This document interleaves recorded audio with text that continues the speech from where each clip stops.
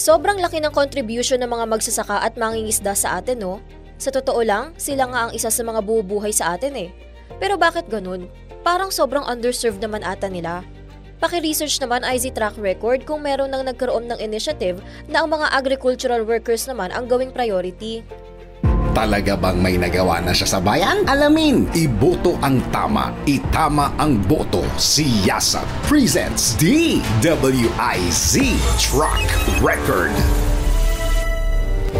Sa patuloy na pagsisiyasat ng aming team, napag-alaman na mayroong panukala na layuning gawing prioridad ang mga magsasaka at mangingisda. Yan ay ang Senate Bill 1230 o ang Agricultural Pension Fund Act na inihain ni Senator Lito Lapid noong 2022.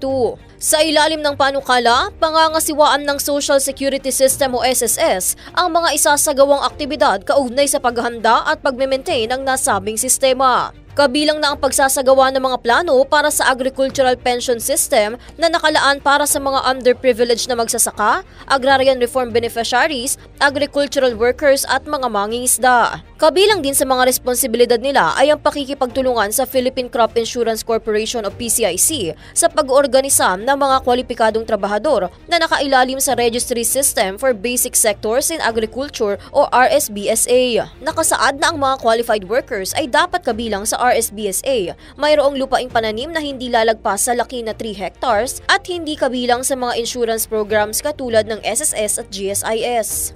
Protektado ang kinabukasan ng mga nasabing manggagawa sa APF dahil hindi lamang retirement benefits na hindi bababa sa 1,500 pesos ang matatanggap nila, kundi pati na rin death benefits na hindi bababa sa 18,000 pesos at disability benefits. At iyan ang track record ni Supremo. Para sa Siyasat Presents DWIZ Track Record, ako si Gia Rafael, nagbabalita ng tama, naglilingkod ng tama.